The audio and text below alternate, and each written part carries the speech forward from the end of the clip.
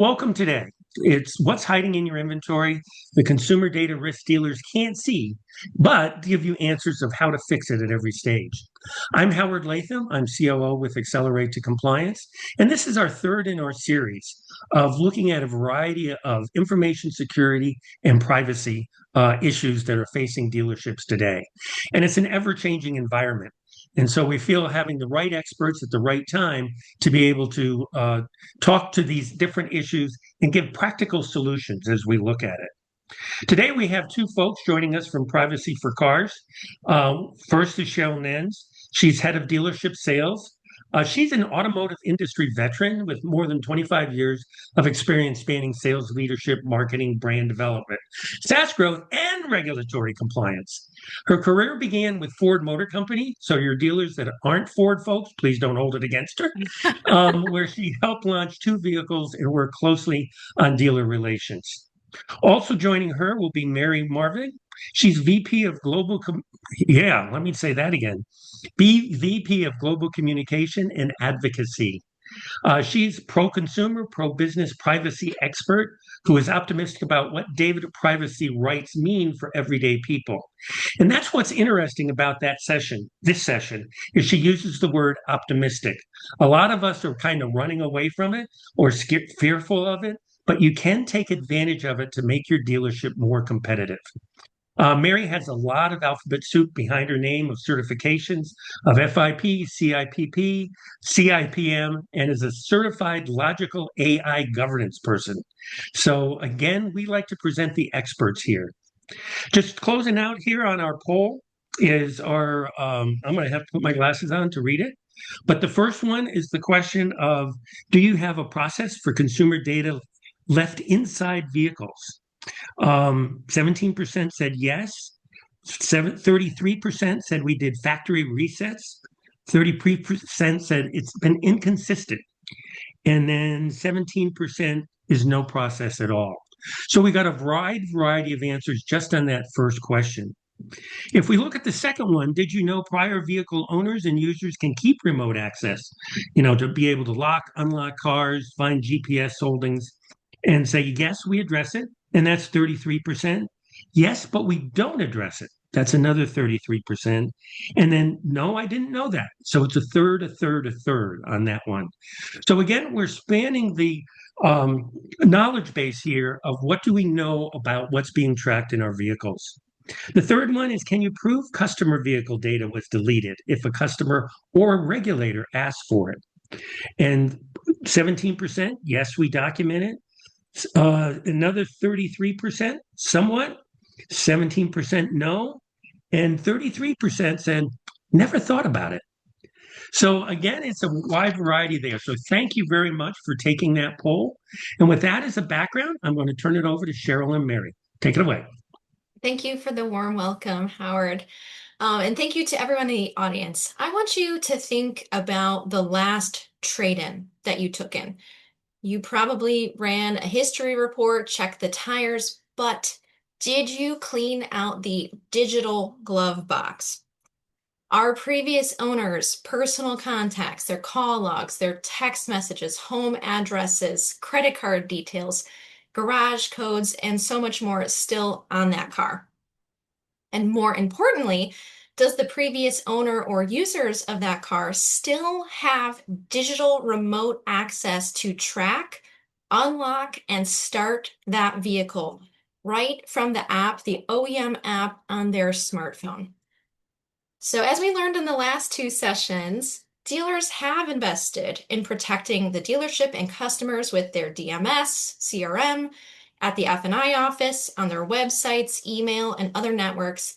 But the vehicle itself is a customer data system, and most dealers are not yet managing it like one. So in the next 20 minutes today, we're going to cover 3 dealership blind spots and what to do about it. First is the hidden customer data in vehicles. Second, hidden remote access. And 3, hidden revenue opportunities. So as Howard mentioned, my name is Mary Marwig, and today I'm joined by my colleague, Cheryl. Before we kick it off, I do want to mention that this is an educational webinar only and is not legal advice. Laws, manufacturer systems, and vehicle capabilities vary, and dealers should work with their own legal counsel and compliance teams for their specific obligations. All right, so those dealership blind spots that we talked are parked on your lot, and they have security, safety, and privacy implications. First is the hidden data on the vehicle itself. So again, that unencrypted, in most cases, personal data that stays on a vehicle until someone at your dealership properly deletes it. You have data breach protection policies in place in other areas of the business, and that needs to extend to the vehicle itself now. Second, the hidden, retained, and unauthorized access of a prior owner or vehicle user to that car using an OEM app. It's a digital key on their smartphone and it has to have a process. And third, there's hidden revenue. We'll talk about how the processes we cover today not only protects your dealership and your customers, but also can drive new revenue, new value, help with trade-in capture rates, and provide a differentiated customer experience. So let's first start with the hidden customer data on the vehicle itself. I'm sure you've actually had this experience where you sit in a vehicle and you can see the prior driver's contacts, text messages, their home address. If you say go home, navigation, you can do the garage door code if you drive over there, photos, calendar entries, sometimes credit card information, all sorts of personal data stays on that car until it is properly deleted. And that unencrypted, in most cases, personal data is just sitting there, visible to anyone with a key to that car. And a lot of times that's highly sensitive information of substantial consequence and could even be embarrassing. And honestly, for the next person getting into that car, whether it's for a test drive or a new customer is buying that car, even to see a prior driver's personal information does not start that relationship off on the right foot. Dealers already understand that they must protect customer personal information.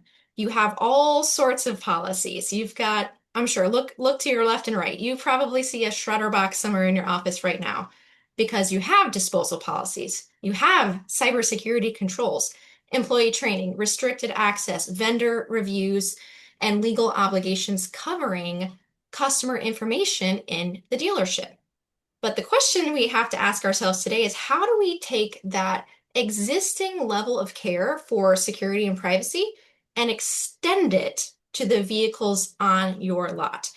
So we will get into the how-to of that later, but before we do, I want to talk about the next thing hiding on your lot, which is, again, that hidden remote access.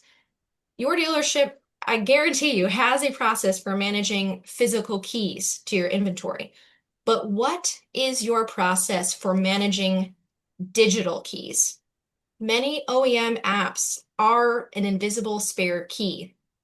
And depending on the vehicle and the service, a prior owner may still be able to locate the car, track the car, unlock it, lock it, start it, look at the trips, interact with the vehicle, honk the horn, pop the trunk, turn on the lights, mess with the next owner's vehicle.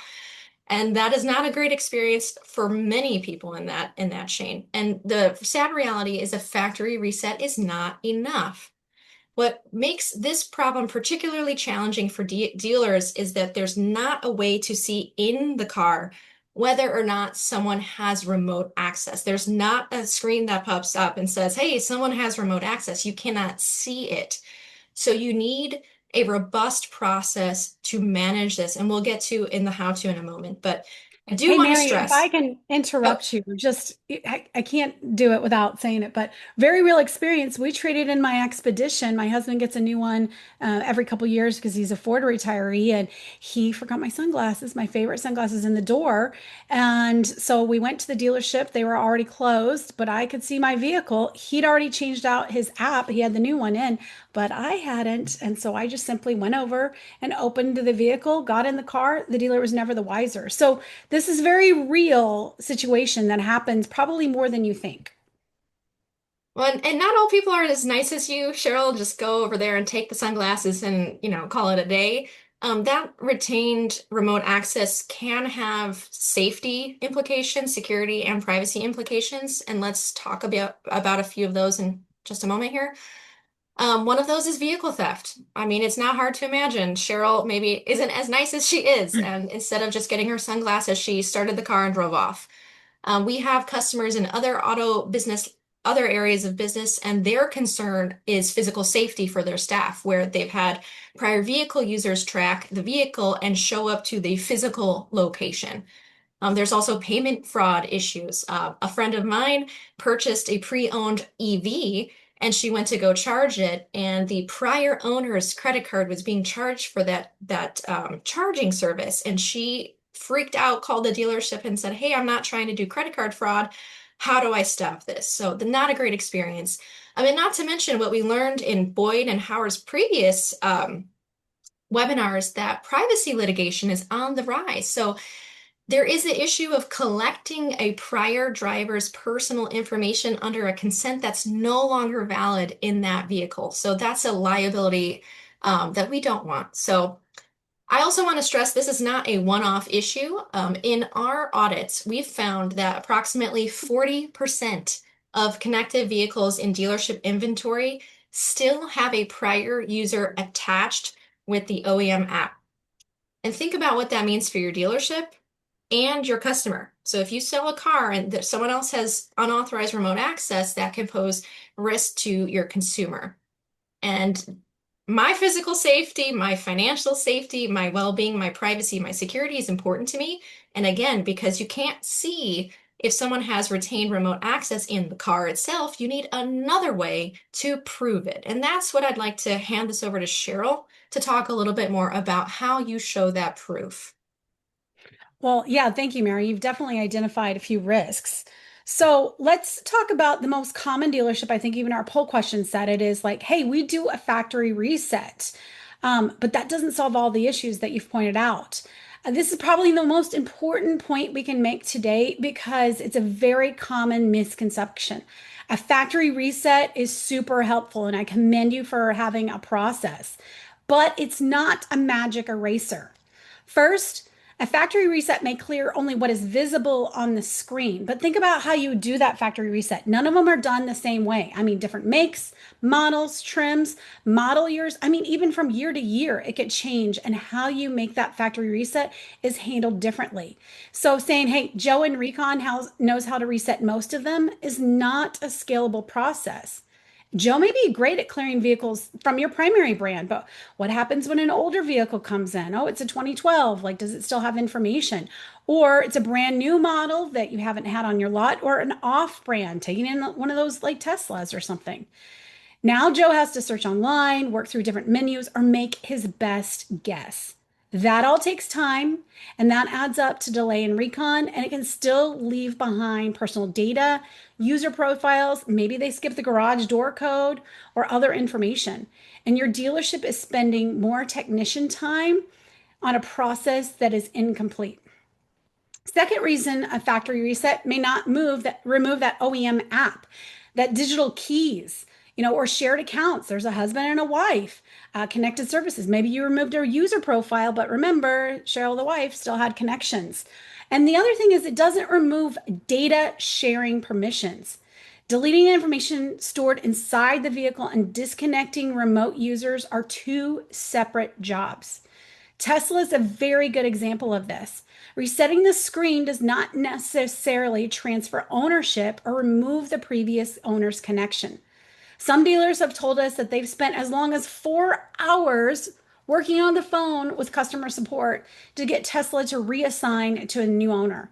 And that's 4 hours your team does not have, especially when the new customer, is waiting to connect with that app in their car and drive away. And here's what makes remote access especially tricky. As Mary mentioned, you often cannot tell from inside the vehicle whether a prior owner is still connected through the app. The screen, you've done the factory reset, may look perfectly clear. And also that reset may leave existing data sharing permissions in place. So let's think of like the little invisible black box. Depending on the vehicle, its connected services. It's collecting information such as driving behavior, location, device identifiers, biometric information related to like that car, and may continue to collect and share it with the OEM of the prior user and potentially share some wrong information with other third parties or data partners. And finally, third, a reset does not create proof. When other data devices like a phone or a laptop, think about it last time you went into Verizon, you made sure that phone was wiped, right? They take in that phone and they have a common practice to create a data sanitization record or a certificate of deletion confirming that all the data was cleared and they followed deletion standards or NIST standards, it's a technology standard. So we're pretty sure we handled it or it's on a checklist is not the same as having a VIN-specific documentation and an audit trail. So if a factory reset is not a complete solution, what should your dealership process actually look like? Well, let's keep it simple. I like to call it the 4Ds: disclose, delete, disconnect, and document. So disclose means helping customer understand what the vehicle may collect before they purchase it. This gets into some nitty gritty in another webinar for another day. But delete means the previous user's personal information using the correct procedure for that specific vehicle, not a generic checklist or someone's best guess. Disconnect addresses that separate issue of severing that OEM app access, the digital keys, or erasing the data sharing permissions, making sure nobody has access to that information. And then document means creating that very VIN specific data sanitization record or that certificate of deletion showing that was completed. Now, these 4 steps may happen in different parts of that buying experience, whether it's online or during appraisal or in recon or even maybe at delivery, but they should operate as your consistent 4D standard process. So here's the test for you and your dealership process when you're sitting here. Is this specific to a VIN? Is our process VIN specific? Can different employees perform it consistently without any training? Can it scale with your inventory as your inventory goes up or you add dealerships? And can you prove that the work was completed? If the process depends entirely on your best tech or a factory reset, that's not scalable. If you cannot prove what happened to the VIN, it's not complete. The dealership needs a process that's VIN specific, repeatable, scalable, and documented, the 4Ds. Okay, now that we know that the process should be, let's look at how technology can support the process. Whether you build a process yourself or use an outside tech solution, it needs to cover the customer experience. So before the sale, the dealership needs to have a VIN-specific way to disclose what the vehicle may collect and how that information may be used. Example, vehicle privacy report. When a vehicle is traded in or a loaner is returned, the team needs a very VIN-specific guidance to remove that stored personal information from inside the car. With privacy of cars, that's the role of auto cleared. But making that third step, the dealer needs a way to identify and address prior OEM app users or the digital keys, sever that relationship and reset those data settings. And that's the role in disconnected car. And it's very new. This is all new technology because apps are new. So if you've seen us before, this is very, very new. Finally, the dealership needs documentation tied to the VIN, a data sanitization record, or what we like to call a certificate of deletion that's VIN specific and provides proof. So technology should make the process consistent for your employees, all your dealerships, and provable to the customer. And once you can reliably perform the work, it becomes more than just risk reduction. It becomes something your dealership can explain and prove. It creates a revenue opportunity. So let's talk about some of those revenue opportunities. One of the most common things that we hear from dealers is our customers are not complaining about this, or no one really asked us to delete their data. And there's several reasons for that. The customers are not asking. Some assume the dealer is already handling it just like on a laptop or a phone when you go to Verizon. Just like to protect your, you already do this, their credit application or financial records. Other customers simply do not realize how much data the vehicles store. Maybe they're trading in an older one and now they're getting a new, or that the previous owner, like if I'm buying a used car, may still retain connected app access. Customer silence, you're not hearing about this from customers, doesn't mean there's not a need. Sometimes it means no one has explained the need yet. And let's think about this example, like Amazon from the very beginning. I remember when I was in college, I'm like, that's dumb. Why would I get books delivered to my door? There's a bookstore right there. I wasn't demanding it to show up on my doorstep. And I certainly was not expecting someone to start delivering my groceries to my house. Going to the grocery store was simply what we did. Now, if my groceries do not arrive within a 2 hour window and I have to go to a grocery store, it feels really inconvenient. I didn't have a need. I didn't know I needed this service, and now all of a sudden it's there. Savvy businesses often recognize an unspoken need before consumers do. They make the benefit easy to understand, deliver it consistently, and eventually establish a new customer expectation. This is your opportunity here. Your dealership can make vehicle data protection the new standard and then decide how to make it a revenue opportunity. So that's where it's especially valuable. Your dealership can benefit like when you acquire the vehicle and again when you retail it. So at the trade-in or lease appraisal return, you get to have that conversation with your customer. We'll take care of removing your personal information or address any prior digital and give you documentation showing that the work was completed. Hey, this is a surprise and delight. Gosh, I didn't even think about that. But you're right. I don't want you knowing where I go. And that's a real service. It removes one more concern to the customer and gives you a non-price reason for them to trade in at your dealership instead of selling the vehicle somewhere else. Then, when the vehicle is ready on the used car lot, your team gets to tell another story. You did not just inspect the tires or brakes or certify pre-owned it, cleaned out the cup holders and the mechanical conditions. You address the vehicle's digital condition, removing the previous driver's information, making it digitally a brand new car, making sure no one has any access. And now the next buyer can feel confident that the vehicle has been prepared just for them, mechanically and digitally. You perform the work once, but you get 2 surprise and delight moments. So here's the opportunity. It becomes very practical for your dealership. One is you could really use this as a tool to capture more trades. Customers are often better inventory, customer trade-ins are often much better inventory. We all know that. Like you're avoiding going to the auction, the customer, the history of it, the service, and you don't have to compete at wholesale. So winning that trade does not always mean like I'll give you $500 more for your car. But like if you start making something that your dealership really sets on, a brand differentiator saying, hey, when you trade with us, we will professionally remove your personal information and give you a certificate of deletion to show it. That gives the customer one less thing to worry about and one more reason to stay with you. It's simple. It's a non-price differentiator that your team can use during the appraisal process. Or you can use it as your brand. One more thing that you lead with. Next slide.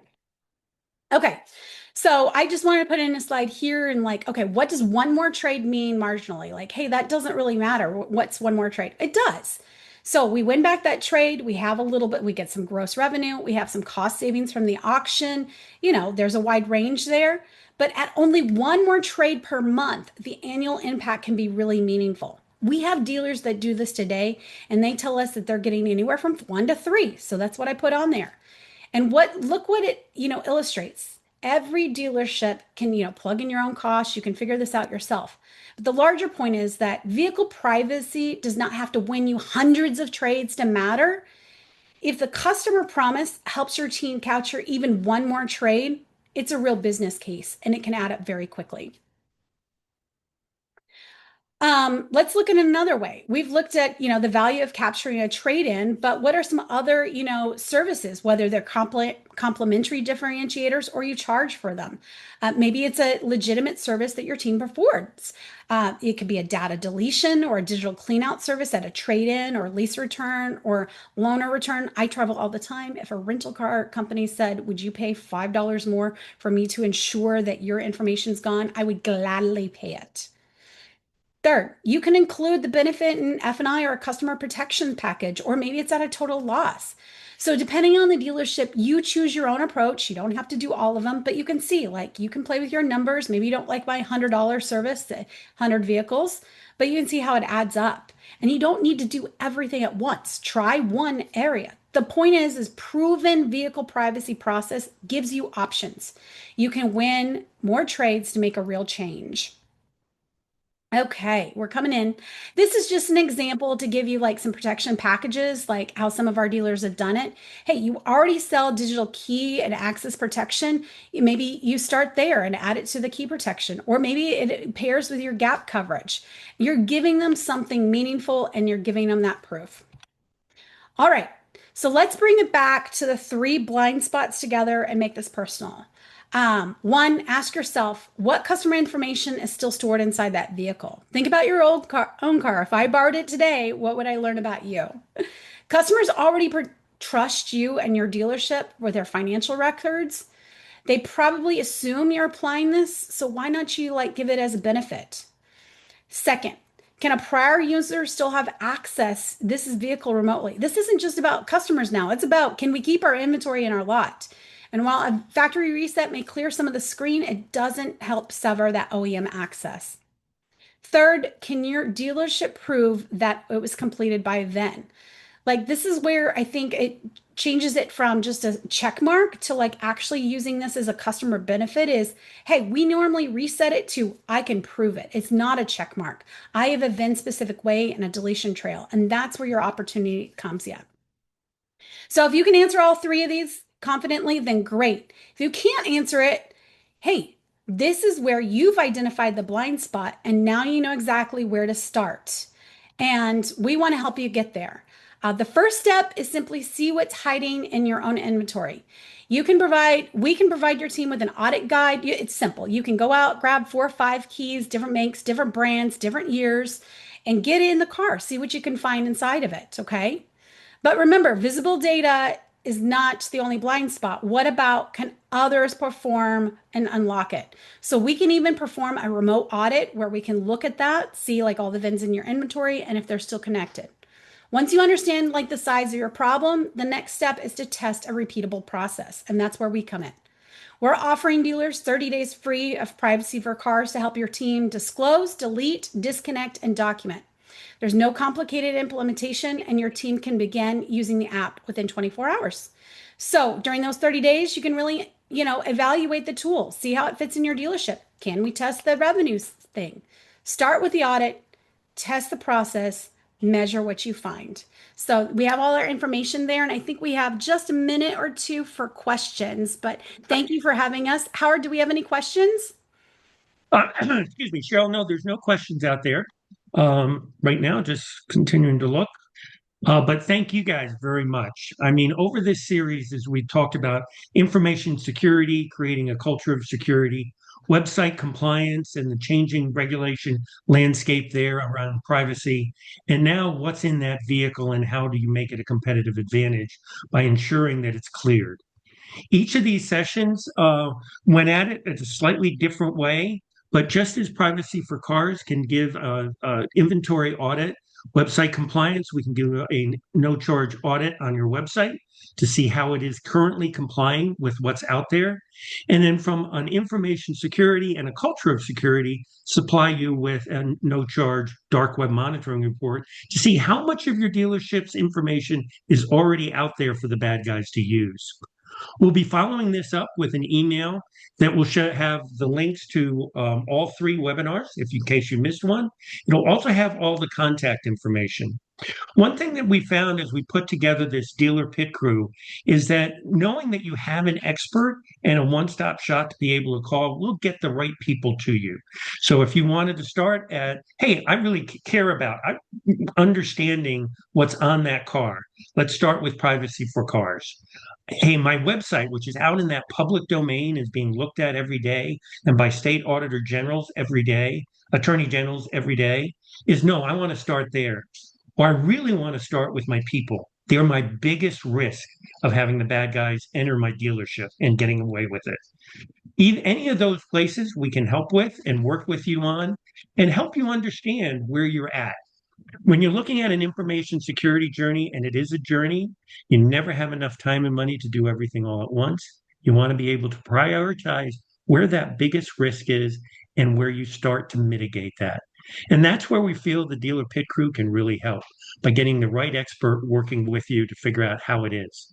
And to be able to start that journey with some no charge options just so you can see where you are, so you can understand where that risk is. With that said, we all appreciate your time over the last 3 sessions. You'll be getting follow-up emails with those links and the information to participate any in those no-charge offerings. So with that, we're going to close her out here. We don't see any other questions coming in. Mary and Cheryl, thank you very much. Boyd and Matt, thank you for your prior presentations. Everybody else, have a great rest of the day. Thanks.